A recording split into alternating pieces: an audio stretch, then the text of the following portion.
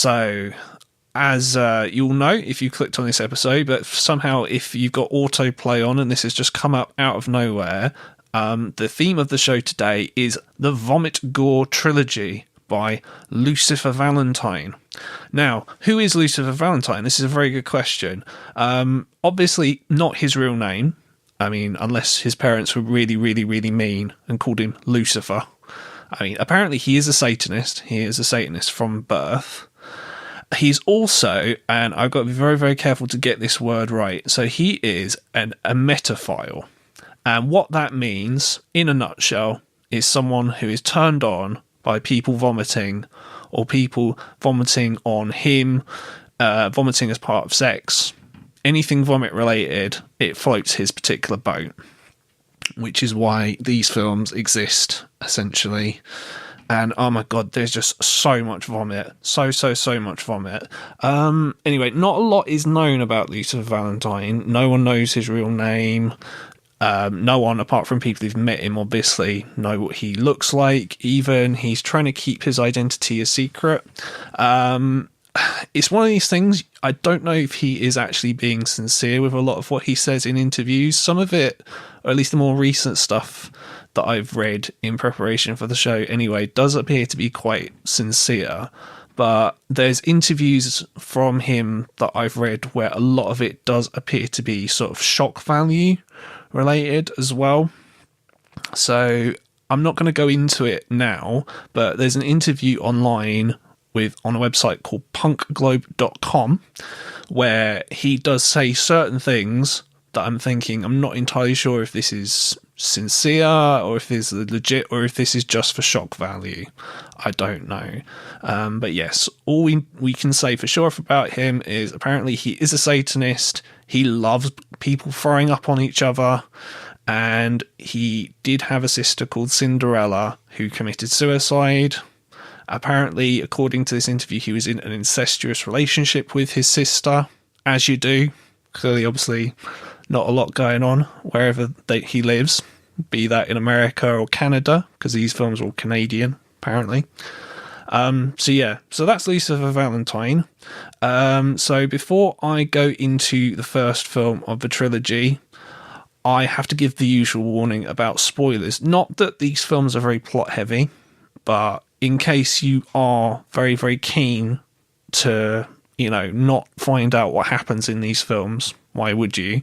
But in case you are, just be warned about that. But more importantly, and this is the key thing here, what I'm going to be talking about on the show today is very, very likely to disturb some of you, if not most of you, because we're going to be talking about some very, very disgusting stuff on the show. And if that's likely to upset you, if you're likely to be upset by discussion of people throwing up over and over and over again, then really you owe it to yourself to switch this show off right now and go back to whatever it is you were doing before, because you're not going to get any enjoyment out of this episode. Well, you'll get maybe slightly less enjoyment out of it than me, because I'm doing this for you guys. Actually, it does kind of, before I go on to the first film in the trilogy, actually, it does kind of make sense for me to kind of talk about how I even heard about these films in the first place, because these films are very, very obscure. Like, you're likely to have heard of the Video Nasties, you're likely to have heard of Cannibal Holocaust and Last House on the Left and I Spit on Your Grave and Faces of Death and stuff like that. You're likely to have heard of them, but you might not necessarily have heard of the Vomit Gore Trilogy. So this are Slaughtered Vomit Dolls, Regurgitated Sacrifice, you see what they've done there, it's very clever, and Slow Torture Puke Chamber. So I first heard of these films on a little known, well, not really, YouTube channel called Horrible Reviews. Shout out to Jerome in Holland, gangster. Because it's through his channel that I actually found a lot of the films that I actually want to talk about on this show. So, yeah, I want to give thanks to him for kind of increasing awareness of all these really fucked up films that people like me can discover and talk about. So, yeah, thank you very much for doing that. Really appreciate you doing that for me. But, yeah, that's where I found out about these films initially, and anything like this, as much as I hate people throwing up, I just had to kind of yeah, I just had to go into it, which is what I'm doing for you guys now. So here we go. So 2006, the first film of the trilogy. It's called Slaughtered Vomit Dolls. It stars, as indeed do all three films in the trilogy, Amara LaVey, again not her real name, who plays a character of Angela Aberdeen, and she is the only actress bar one who is in all three films. There's another guy, a guy called Hank Skinny, who also appears in all three, but I'm not really going to talk to him because his character is, well, I don't know what his character even is. He seems to play different characters in all three films, but Amara LaVey does play Angela Aberdeen in all three films, and she is pretty much on screen for, I would say, 75 to 80% of this film, which, as I said, Slaughtered Vomit Dolls, came out in 2006. And this film currently has a rating on IMDb of 2.6 out of 10. So, very, very popular film, as you can imagine. Yeah, I can't imagine why people would give it such a low rating. So, the story of Slaughtered Vomit Dolls, what little there is Angela Aberdeen is a bulimic runaway stripper turned prostitute. She makes a pact with the devil. She then starts having various hallucinations. And then, spoiler alert everyone, at the end of the film, she drowns herself in a bathtub. That is basically it. Plot is not really this film's strong point. Now, yes, 2.6 out of 10 on IMDb does kind of indicate this movie is bad. And in a lot of ways, I can definitely agree with that. So I'm going to start off, well, let's start on a positive note. So what do I like about this film? So there are a few things I actually like about this film, and I would say is probably the best of the three films in the trilogy. So the first thing I like is I like weird films. So I don't mind films that are kind of experimental and kind of do different things with editing and with sound design and with the way that the film looks. So this film is edited and put together in a very different way from a lot of low budget films. Now, the budget of this film apparently is somewhere between $100,000 and $1 million. Not that you would know, because the film has sort of quite a cheap look and feel.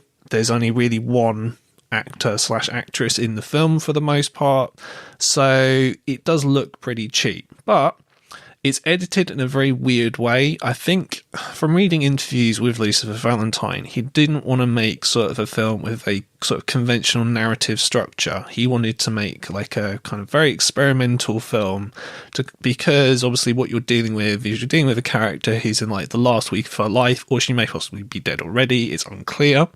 And what happens is she's going through some kind of, well, a very, very tough time in her life, and she has hallucinations or dreams where people are murdered in very violent ways. So she has bulimia, so she can imagine she vomits quite a bit, and she has dreams of vomiting and stuff like that. And to kind of create like this nightmarish vision, I can see what he's tried to do here. So what he's tried to do is he's tried to use a lot of very kind of distorted sound on the soundtrack, which, if you read a lot of reviews of this film, if you get past the vomiting, you basically get a lot of what the fuck is this kind of reviews. So you've got a lot of reviews talking about, oh, the sound is horrible. Most of the voiceover in the film has been slowed down to make it sound like this, which is very weird. I can see why it would get on people's nerves, because it's like that for most of the film, or it's reversed as well. Anyone looking for like a sort of standard narrative is going to hate this film anyway, even if you take out all the other elements. But I thought it worked quite nicely for me. It did give it, I liked the feel of the film. A lot of the editing is very over the top. It's a very heavily stylized film, which is going to sound weird considering how sort of cheap it is, but yeah, it's very, very heavily stylized. So there's a lot of very, very quick cuts. The way the film looks kind of differs a lot from scene to scene. So there's certain scenes where it's just Angela Aberdeen talking to the camera, where it's very overly lit, like, so it's too bright and you can't really see what's going on. Other scenes are kind of in like black and white, and are sort of very, let's say, very heavily kind of music video slash, I don't know, like Saw-esque kind of editing, where it's very quick. Others maybe less so. And yeah, I mean, overall, I would say, as a fan of kind of some kind of experimental films, like, I mean, I like Meshes of the Afternoon by Maya Deren and Un Chien Andalou and films like that. So anything kind of which is thoughtful, I don't mind in terms of a different look, which I say, like, this film has. And also, I would say that Amara LaVey is actually pretty good in this. I mean, it's not like a professional acting performance, because from what I've read, a lot of the film was her talking to Lucifer Valentine, because they were in a relationship of sorts, a BDSM submissive kind of relationship, while the film was being, well, even before the film was being made. So you would have actual conversations that they would be having sort of interspliced into the film, and as a result, it does kind of feel quite real. And that really, really contrasts a lot, especially when we get to Slow Torture Puke Chamber in comparison to other actresses who are brought in the series and stuff like that. So I would say overall, she's pretty good. I mean, she's naked quite a lot as well, which, don't get me wrong, she's very beautiful. But yeah, by the halfway point, I did kind of get desensitized for the nudity side of it. And I mean, really, if you break it down, there isn't really a lot going on in the film. It's her talking to the camera, her stripping at a strip club, her apparently having sex with clients or talking to clients about her life, her throwing up, random visions of people being killed, on people throwing up. And that's really it. But yeah, I thought she was a highlight of the film, shall we say. Now, in terms of what I didn't like about the film, let's start with the vomiting. Again, I warned you already, but if you don't want to hear discussions of me talking about people throwing up and stuff like that, here's your chance to get out and stuff like that. So, the vomiting itself doesn't really start for about 20 minutes. And the first instance of vomiting in the film, it takes place in one of these hallucinations that Angela Aberdeen has. You've got a woman who's naked. Obviously, most of the women in this film are naked at some point. She gets her eyes stabbed and then scooped out of her head. The gore effects, incidentally, are actually pretty good in this film, I think, for a low-budget film. They actually look fairly realistic. They don't really look fake. They actually kind of work with the aesthetic that the director had going on. And yeah, this woman vomits all over a glass table. The camera's shooting from underneath a glass table. And I suppose because of the way the film's been shot and the way it looks, because it's not super clear kind of what's going on, it kind of bothered me because, like I said, really don't like vomit. But it didn't bother me that much. And even the scenes where Angela Aberdeen is making herself throw up, literally like 4 fingers down the throat, jobby, and she's vomiting in the toilet most of the time, yeah, obviously I could have lived without that, but that didn't really bother me. However, I mentioned there's a guy in the film, as indeed he is in all 3 films, called Hank Skinny. And the only reason that he's in the film is because he does the most disgusting things that I've seen in any film, like, ever. Because I really don't like vomit. And this is just ridiculous in terms of the vomit that he does. So there's one scene where there's a character called Princess who gets her arm cut off, and then there's some ridiculous thing where the guy gives her a guitar. Not a thing that's meant to be funny. Didn't really think it was funny. And what he does is he uses her severed arm to make himself throw up, which he does quite a lot. He does a lot of projectile vomity type stuff.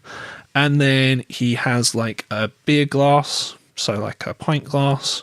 He vomits into this, and then he drinks it, and then he vomits it again back into the glass, and he drinks it again, etc., etc., etc. And yeah, I was not a fan of that. Just, yeah, I mean, it serves, to me, no value other than to shock someone, and because, as I mentioned, the director is very, very, very turned on by people vomiting, so it's purely for his benefit and not my benefit. Not that obviously directors should only make films for me, but yeah, I could have lived without that. Let's put it that way.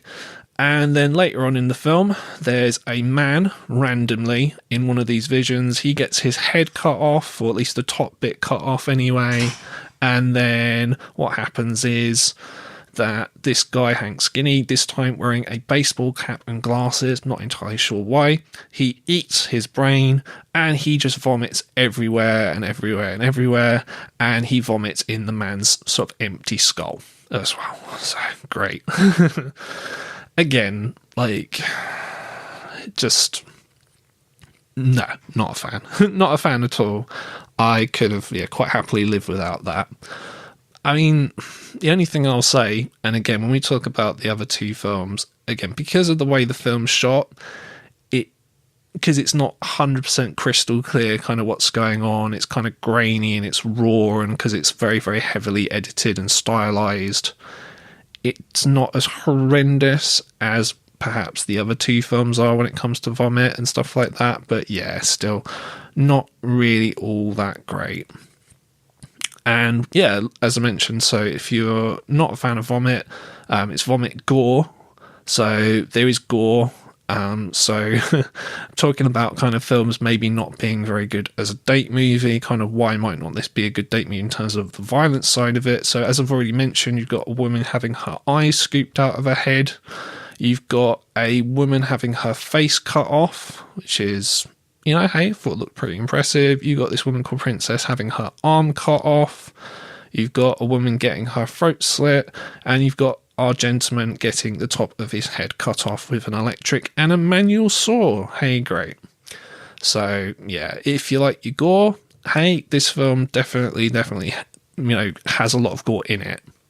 So you will enjoy it from that side. And I thought, yeah, it was probably a highlight of the film itself. Really, there's not much else to kind of talk about in terms of the film itself. Not really a lot happens in it. The only thing I would say as well, kind of in terms of the film itself, is there are clips of home video footage, like classic home video footage, possibly from the 90s, shot on home video of a little girl talking to a camera, which we are meant to assume, I believe, is Angela Aberdeen. I'm not entirely sure what purpose it served. And also, Kurt Cobain is a very, very big inspiration to the trilogy, in particular this film, because the date that Angela Aberdeen commits suicide is the 5th of April 1994, which is the date that Kurt Cobain committed suicide, and even her name itself, so Angela Aberdeen, so Aberdeen, Washington is where Kurt Cobain died, and Angela is because, well, she's the angel of Aberdeen. So yeah, so that would be kind of, again, a link to Nirvana. Apparently as well, I mean, I've seen some of the behind-the-scenes stuff for these films, and there's random Nirvana lyrics spliced into the films themselves as well. So you've got that as well. So clearly, say, Kurt Cobain was obviously maybe a big influence on Mr. Valentine as well. He was clearly very upset by his death. So overall, I would say this is probably the second best film of the trilogy. I maybe liked it more than the other two films because the style didn't put me off as much as other people did. In terms of, I could get past like sort of the really, really bad sound design. It's really not great sound design at all. Like I say, you've got so many people speaking sort of in reverse or really slowly, and you've got a lot of random, very, very harsh industrial sounds on the soundtrack and stuff as well.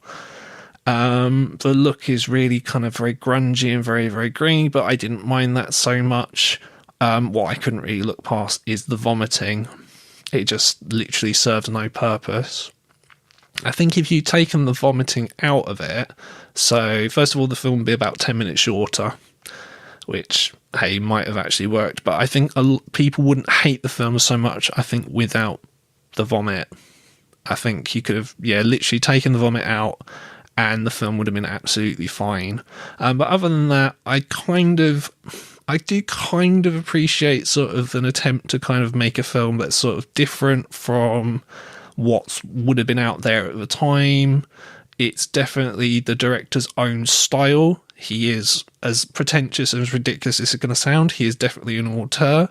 And this is kind of, I think, for a first film, I think it's sort of his most, I didn't say as raw as it was, I do kind of appreciate, and I can kind of see what he was going for, particularly because he didn't want to sort of really explain things. I think the first time I watched this film, a lot of it, I didn't understand what the fuck was going on. Like, they're just things that happen, and I'm like, right, what? And it's only through kind of researching kind of the film itself and working out, oh, okay, this is what's meant to be happening, etc. It does sort of make sense the second time, because, yeah, all three of these films I've had to watch a second time, which, as you can imagine, was delightful. So, yeah, overall, compared to other films, I just wouldn't recommend this at all because of vomiting. And obviously, it's a fucking terrible date movie. And it would be a 5 out of 5 on the bad date movie scale. It's just, yeah, I would never show this to anyone ever. I mean, fuck, I haven't brought anyone on the show to talk about it with me. That's how bad of a date movie it is. Just the idea of seeing people throw up on screen, just, yeah, that's enough to put anyone off. But even if you ignore that, which is pretty hard to admittedly, yeah, you've got a lot of gore, there's a lot of nudity, you've got sexual violence, although admittedly it's not something you literally see on screen, but it's definitely going on against women. And yeah, it's just, yeah, the style would probably annoy a lot of people. So yeah, I can absolutely see why maybe it wouldn't be everyone's cup of tea. So yeah, a horrendously bad date movie. I haven't really done one of those for a very, very long time. Not since Cannibal Holocaust anyway. So yeah, not a good start, but I would say it's probably the second best of the trilogy, realistically. Which brings us to the next film in the trilogy, which is called Regurgitated Sacrifice. You can see what they've done there. It's very clever, isn't it? Which, to be honest, the best way I can describe it is it's taking slot vomit dolls and turning everything up times 1,000, particularly in the vomit and the gore stakes. So this one also stars Amara LaVey as Angela Aberdeen. So she's not in it as much as the previous film, because if you were paying attention to the last film, her character died at the end of it. So the plot, well, as much as there is a plot, because even compared to the last film, there is basically no plot in this at all. It's basically she's dead and she's kind of in purgatory, or she's descending to hell, I guess. So there are identical twin demon spirits, the Black Angels of Hell, who are not credited in the film but are actually played by Jen and Sylvia Soska, the Soska sisters, who are the directors of American Mary, See No Evil 2, and the upcoming remake of David Cronenberg's Rabid. This was when I don't even think they'd even made Dead Hooker in a Trunk yet at this point, so they were literally, no one would have known who they were outside of the Canadian horror indie scene, I guess. So yeah, they are not credited, which is probably for the best. Anyway, they are, I guess, angels of Satan or something like that, and it's the twin deaths of Kurt Cobain and Angela Aberdeen, and I guess this is kind of what Angela Aberdeen is seeing as she kind of goes to hell, I guess, and that's the best way to describe it. And there isn't really a plot as such. It's a bunch of women come in the film.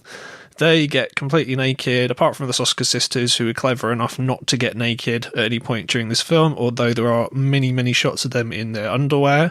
There is also twincest, if you're a fan of that kind of thing. So it's them kind of, I guess, indulging in kind of S&M, and like the last film, there's lots of vomiting and there's lots of gore, but as I mentioned earlier, it's taken up to 11. So this one is typically considered the best, and I use the word best loosely, of the trilogy, in terms of how I view it is that it's kind of the better aspect of the previous film and the better aspects of the next film all merged together into one. So, for example, there is a lot of improvement in terms of the way the film looks. There aren't really any lighting issues in this one, so there isn't any overlit, oversaturated stuff like there was in the previous film.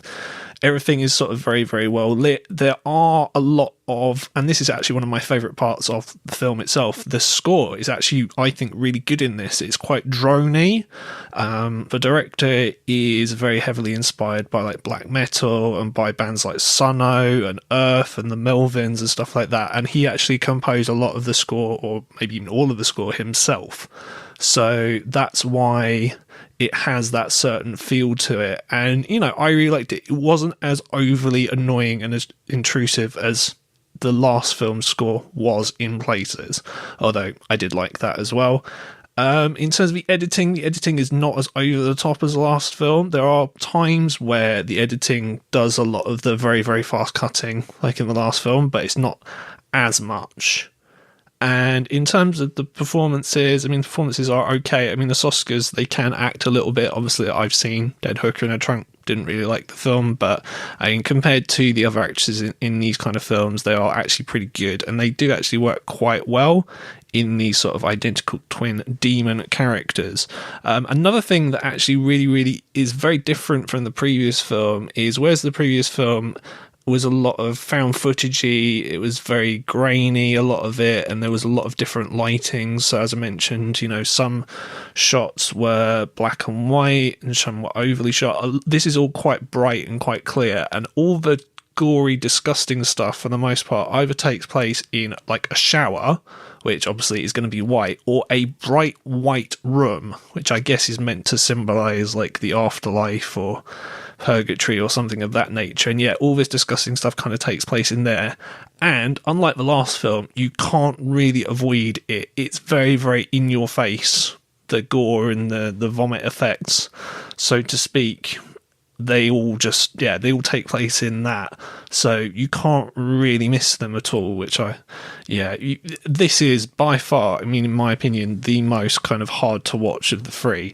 The first film was hard to watch in terms of the vomit by like Hank Skinny, and Hank Skinny, as I mentioned, is in this as well. He does turn up and does his massive amounts of vomit in this as well, which I'm going to go into in a minute. But yeah, there's some really, really fucking disturbing stuff in this. So I know I've given you plenty of warnings about what we're going to talk about in terms of the show, but for this one in particular, there's some very, very, very disturbing stuff in this.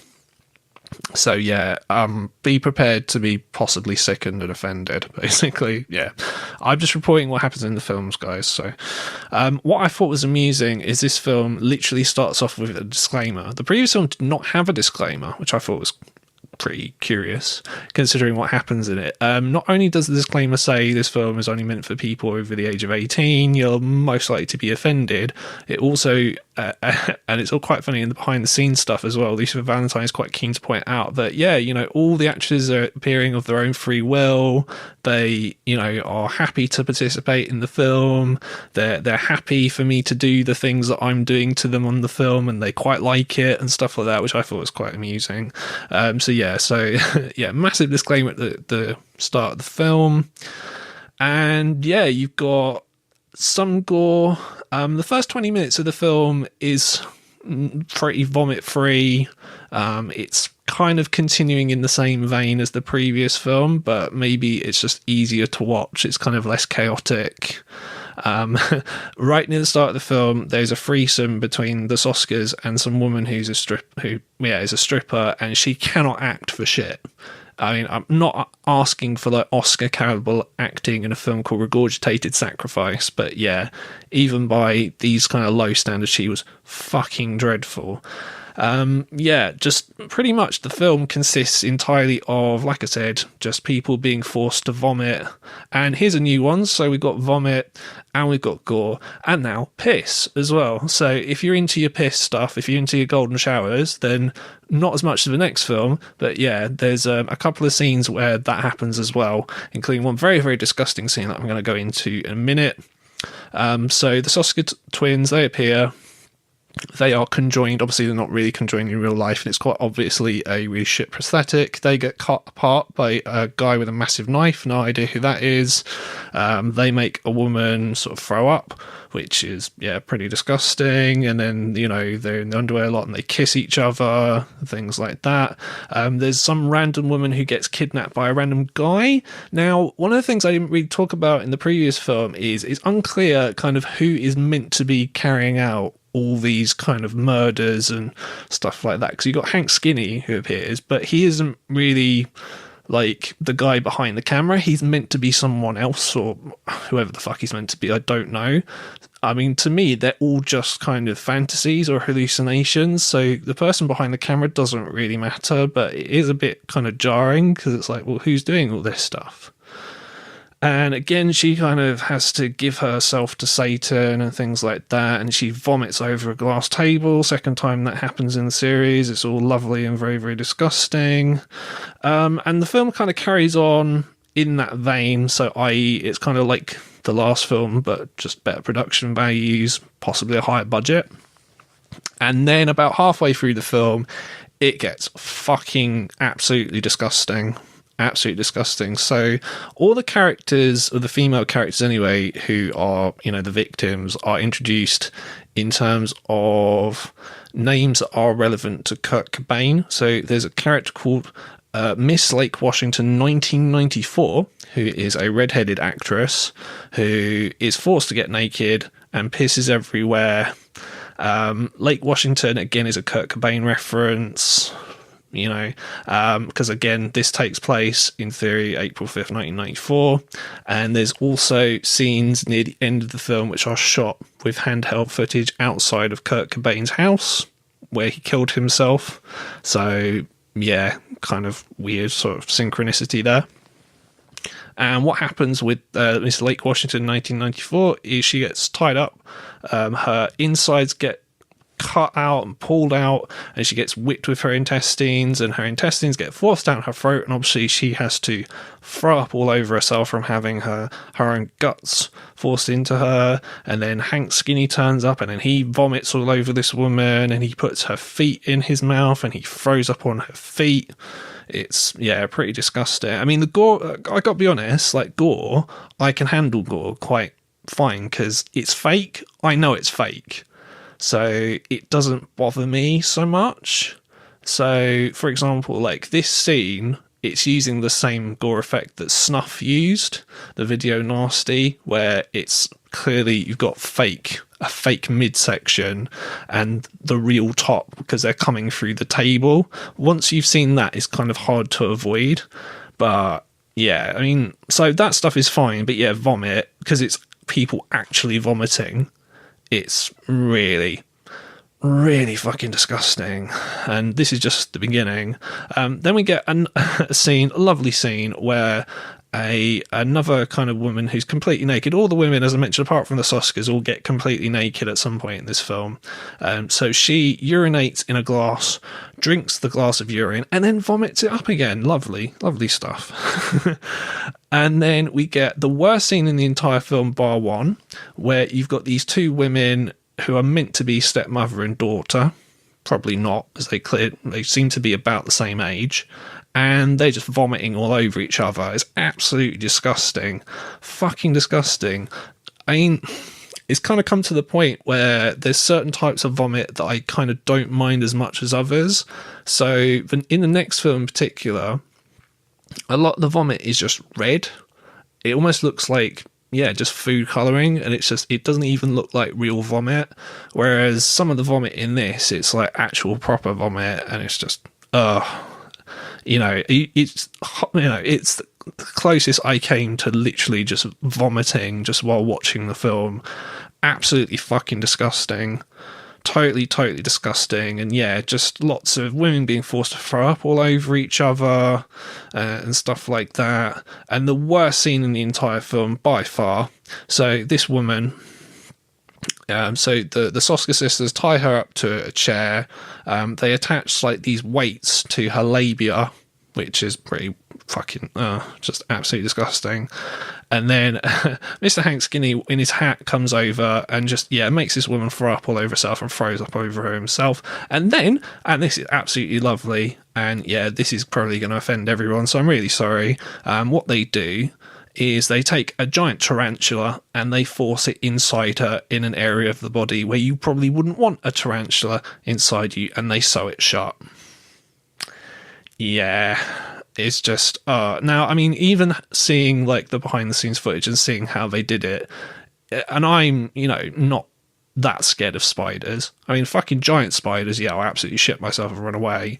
But like most spiders, like in this country anyway, I can deal with fine. But that was just like, oh, Jesus Christ. Like, that's one of the most fucked up things I've ever seen in any film. Yeah, just how you would even think of something like that, I don't know. Fuck. Oh dear. I'm almost like tempted to vom just talking about it now. And then obviously like Hank Skinny comes along and just cuts her head off, and then there's some fucking ridiculous scene later. So this head, they cut the eyes out again, which is like, well, that already happened in sort of Vomit Dolls, so don't really care about that. And then Hank Skinny, for some reason there's a fucking octopus on this severed head. I don't know why. Hank Skinny he's wearing corpse paint as well at this point, which is absolutely hilarious. He puts the octopus on his head and he cuts the head open and he vomits inside the head, and absolutely disgusting. Just so much vomit, and it's just ridiculous as well, because why the fuck's he got an octopus on his head? It makes literally no sense, but not a lot of this film makes sense, to be honest. And then, so Angela Aberdeen hasn't really appeared in the film very much. There's the odd scene where she's pregnant, I think legit, I'm assuming, where she's with the twins on bed and they're kind of kissing her baby bump and stuff like that. And then she appears right at the end of the film looking, very pretty, I have to say. And then she's forced to strip off, of course she is. And then she's sucking what's obviously a prosthetic penis. And then Lucifer Valentine might have been influenced by Cannibal Corpse because this penis comes blood. So there you go. In terms of plot, like I said, there isn't really a lot here.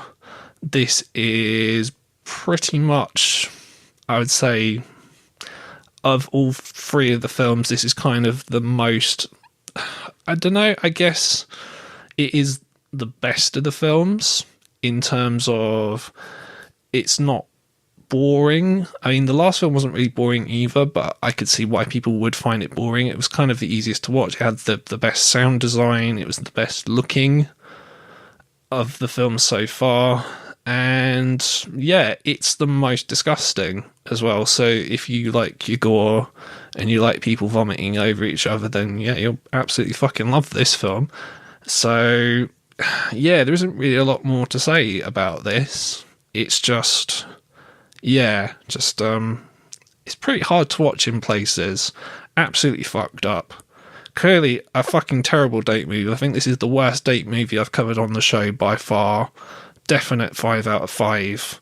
Broken the scale completely. If I could give it a 6 out of 5, I would, just because some of the stuff in here is just like, why you would watch this on a date, I've no idea. But oh well. It's kind of, it is what it is. So why is it the best? I suppose I should probably say why it's probably the best of the three. I mean, in terms of the first one, the first one is more surreal than this. This still has the air of surrealism to it, particularly in terms of the way it's edited and in terms of the sound design and things like that, and in terms of it not really having a plot. I mean, they do try and give the Angela Aberdeen character some kind of backstory, how, the last one sort of said she was abused by a priest, and this one it's like how her parents abandoned her and things like that. But I mean, really, that's not what people are here for. Again, I could totally live without the vomiting, because the vomiting is just way too much. Way too much. But if you did have to only watch one of the three, unless you want to watch all three, then this is probably the one to watch, because, like I said, it's the best put together. It's got kind of the best kind of set pieces in it and stuff like that. If you're into vomiting, it's got the most vomiting in it of all three of the films. Just a ridiculous amount of vomiting going on here. So, yeah, I must sound depressed kind of going through all these films because, oh my God, like, just why am I doing this to myself? And this one, incidentally, I don't think I mentioned it. It got a 3.8 out of 10. So IMDb still think it's a bad film, but better than the previous film that I talked about. Oh, Jesus Christ. And yes, there is still one more of these things that we got to go through. So yeah, fuck it, let's do it right now. So the third film of the trilogy is Slow Torture Puke Chamber, which came out in 2010.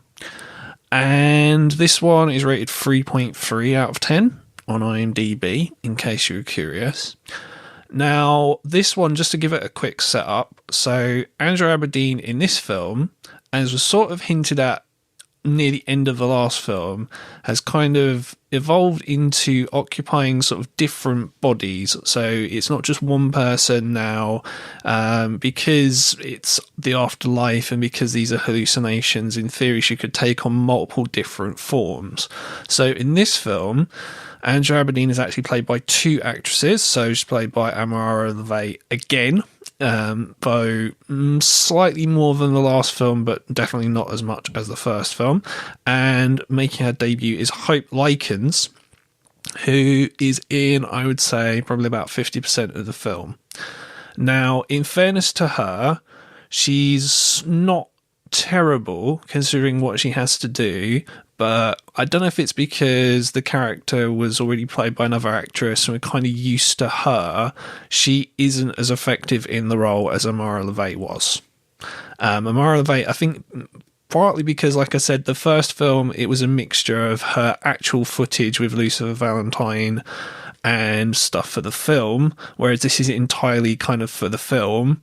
It doesn't really work as well. But that's sort of nowhere near the worst thing about this film. So, obviously, as you've been listening to this, you might think that I'm being particularly kind to these films. Like, if you read a lot of reviews online, a lot of people think that they don't have any artistic merit at all, that they're boring, they're disgusting, they're vile, they're badly put together films. And yeah, I mean, don't get me wrong, like, these films are not perfect by any stretch of the imagination, not by a long shot, actually. And yes, as I mentioned, they do include people vomiting quite a lot, which is, you know, quite off-putting to a general audience, unless you're into that sort of thing like Mr. Valentine is. However, I mean, there were things about them that were redeemable in my eyes. This film, however, is most definitely not really redeemable. And it's for several reasons that I'm going to go into. So the first one is that for the first 20 minutes of Regurgitated Sacrifice, you could think that you were watching what is basically a porn film, like a lesbian porn film with some fetish elements, because you basically got these hot women, they're kissing each other, they're touching each other, they're all naked, etc., etc. So you could be confused by thinking that you're basically watching a porn film. But then, obviously, the story kicks in, and it's fine, basically. This, for the first 2/3 of the film, you may as well be watching a porn film. Now, don't get me wrong, pretty disgusting porn film that I would not be in any way, shape, or form into myself, but basically that's what it is. So, yeah. So, any kind of story is just completely not involved. I mentioned that the last film didn't really have a story. This, as far as I'm, you know, to me, the real story is you've got Angela Aberdeen, the Hope Likens Angela Aberdeen, talking about what it's like to have bulimia and the fact that her dad abused her when she was growing up, and that's about it. That's literally the story. And really, all the film kind of contains is just a lot of, yeah, there just really isn't a lot of substance at all. And the biggest crime of all is it's fucking boring. It's so boring compared to the first two films. Now, people will say, well, the first film was really boring as well, but I didn't personally find it boring because of the way the film was made. It was quite experimental, and, you know, I found it kind of visually interesting, and it had an atmosphere to it. This has zero atmosphere. I mentioned that I liked how the score had improved on Regurgitated Sacrifice compared to Slaughter Vomit Dolls. This film, it's so boring, the score. The score for this film is just drone for the whole film. There is no dynamics to it. There is no variation to it. It's just either sort of the droney kind of guitar score stuff, i.e. Sono, that I talked about, or this kind of Eraserhead-esque industrial kind of ambient droney noise. But it's just drone for 80 minutes, and it just gets very boring after a while. The film is clearly made on a much lower budget than the previous one because there are only really 4 locations, 3 of which are hotel rooms, which I think tells you an awful lot. Clearly, you know, Lucifer Valentine was making this on a guerrilla budget, really. It was just I've got you in a hotel room and we'll do a bunch of disgusting stuff, and then and that's it. And like I said, it's just so boring. That's the biggest problem with it. I mean, visually it's kind of boring. In the last film, one of the things I didn't mention that I probably should have done is that he started using these kind of quite interesting camera angles, like from the ground, where the camera would just suddenly move like it was like a snake or something. I don't know, that's probably a bit of a shit description, but it was kind of like that in a way. And this is it's just so flat. Really, it is. I know I'm talking about sort of the artistic sort of merits or lack thereof of the Vomit Gore trilogy. But really, compared to the other two, it's not even really very surreal. I mean, there are surreal elements to it, but, and this is the biggest issue of all, is I hate when people use the word pretentious to describe films. To me, using the word pretentious just means that you don't know what you're talking about, and you're a bit stupid, really. You're just a bit dumb. But with this, clearly, I mean, from interviews that I've read with Lucifer Valentine, he strikes me as he's quite an intelligent man, I think, unless it's all the gimmick. But he strikes me, you know, like a lot of Satanists, as, you know, they're quite enamoured with their kind of choice of words that they use. You know, why use, you know, this word when you can use 20 other more complicated words to say basically this, what amounts to nothing. That's my experience as Satanists anyway. And I guess there is a story of sorts here, and there's visual metaphors that I'm not picking up. But basically all that happens is you got two characters a character played by 2 different actresses, one of whom pees a lot. So if you liked the, you know, peeing scenes in the last film, boy, you're going to love this film because there's a lot more pissing in this one. And you've got another character who vomits quite a lot, not as much as, you know, the other 2 films, but still you got the vomit in there. And then you've got these 2 random women who have no idea who they are, why they're even in the film. They don't even have names. Again, one of them puts a bloody tampon in the other one's mouth. Lovely. I'm not really offended by that sort of thing, but yeah, that might, well, some people really, really hate that kind of thing. Anything to do with menstruation is a big no-no. So with that, you've got someone vomiting in a funnel, which is strapped to the other one's mouth. And then you've got this just so stupid, sort of beyond sort of Serbian film level, kind of like the most obvious visual kind of metaphor ever, which, why even bother doing this? It's just fucking stupid. It's not even disgusting or disturbing. It's just dumb. So what am I talking about? I'm probably rambling a bit, so I apologise. But yeah, I really didn't like this film, in case you didn't know. So basically, what you have is you've got Angela Aberdeen. So you have Amara LaVey, who appears to be sort of, you know, in a hotel room with Lucifer Valentine. Lucifer Valentine filming Amara LaVey peeing a lot. So at different points in the film, she's peeing in a bin. She's peeing in a glass bucket type beaker thing. She's peeing in the bath. She's getting a golden shower, presumably from Lucifer Valentine himself. And at one point, she's actually peeing in her own face. So she's giving herself a golden shower.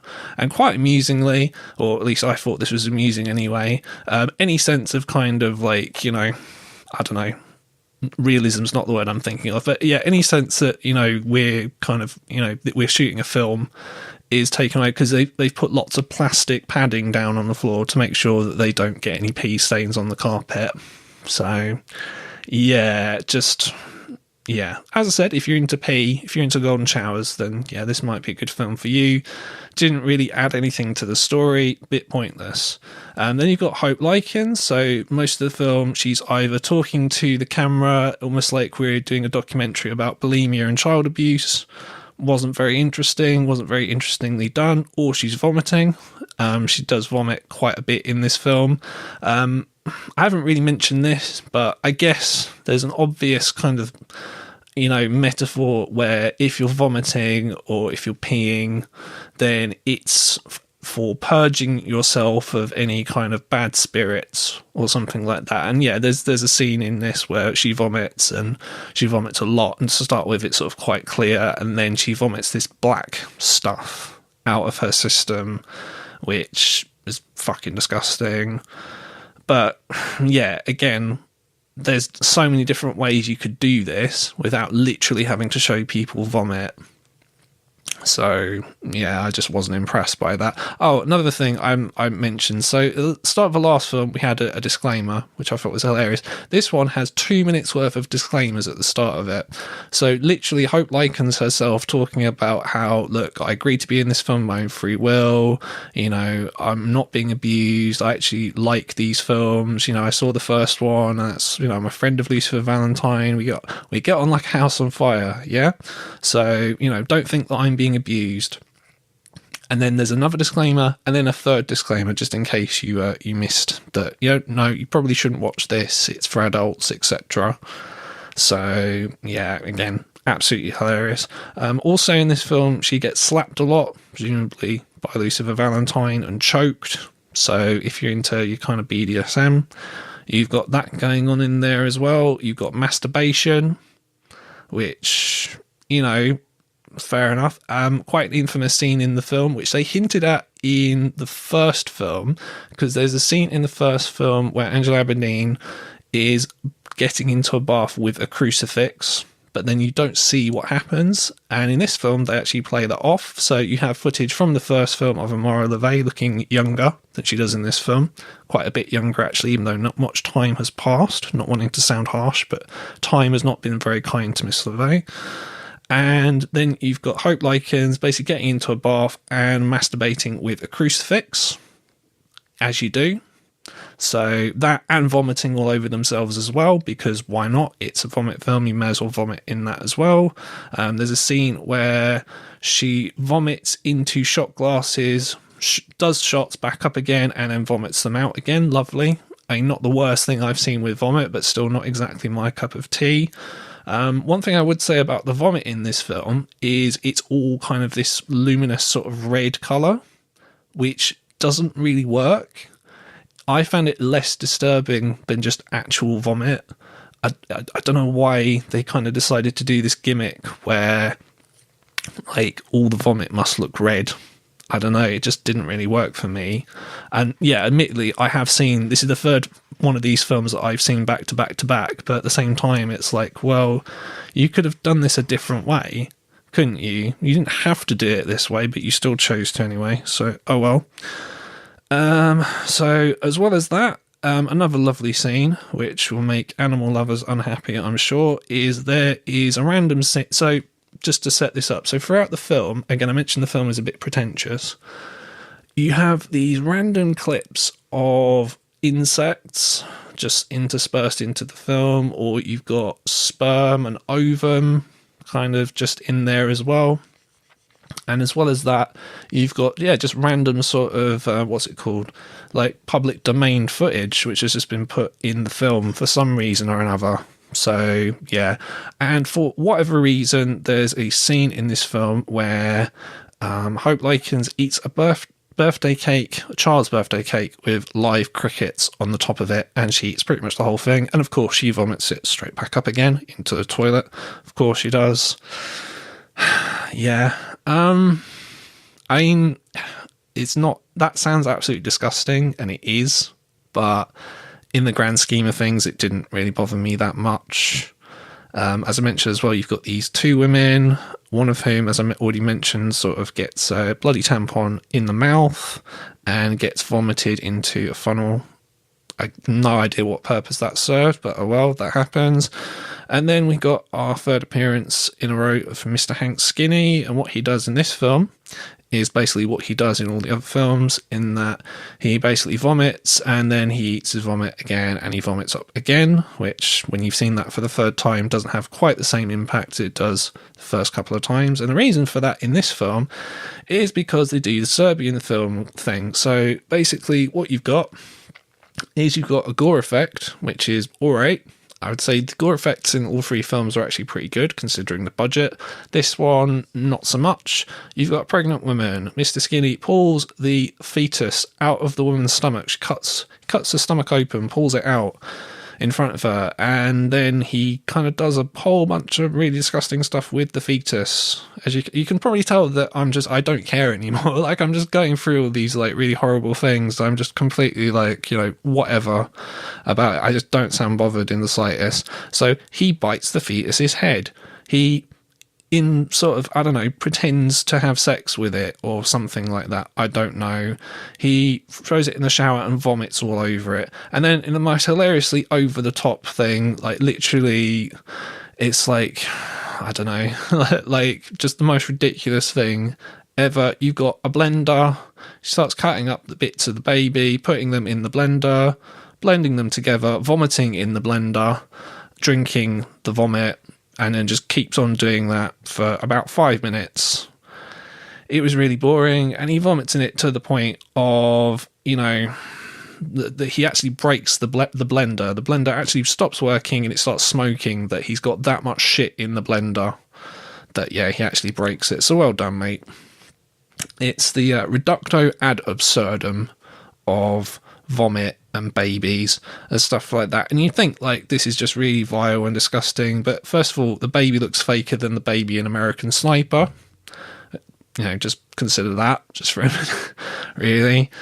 And yeah, like I said, it's just really stupid. I've mentioned this a few times. The problem that I've got with a Serbian film is, from what I've been told, Paul McAvoy, one of the organisers of Fright Fest, he came on the Lament Configuration. He talked about Serbian film and how he knows the director, and the director's intentions were entirely sort of sincere, that he wanted to make a film about the Balkan War. And one of the things that happens in a Serbian film, in case you don't know, is there's a scene where a woman gives birth to a baby and the baby gets fucked by a guy, and it's newborn porn is what it's called. And the idea is that it's a metaphor for when you're born, you're fucked, basically. So when you're born, like, your life's over, basically. And I think that's the idea of this scene as well, but it's so on the nose that it's just completely ludicrous. Like, we get it. We get that this woman, like, she was abused when she was growing up and stuff like that by her dad. And it's supposed to be, the idea is it's supposed to be a visual representation of her dad fucking her as a child. Literally as a baby. But it's just so stupid. It's just so fucking stupid. And yeah, I was just no way disturbed by it. Like I've had to watch this a second time, and I was just bored by it. The film just overall it's just so boring. And just to make the whole thing ridiculous is, once Mr. Skinny has broken the blender, he then pours all the vomit and the bits of baby, or fake baby I should say, all over himself. So great. Awesome. So yeah, I as you can probably tell, I did not really like this film at all. That's saying something. It's just not very interesting. There's just nothing really interesting about it at all. It's just boring. It's just basically a fetish porn film with some really ridiculously over the top gore in it, which doesn't work. And there's some probably metaphor and message in there about the futility of life or something like that. I don't know. It's just, point is that I've seen 3 of these fucking films now, and yeah, the first 2 were alright. I mean, they're not good films at all, but I mean, there's things about them to recommend. This one, I do not recommend it in the slightest. Do not watch it. Yeah, so yeah, it does not get a recommendation from me at all.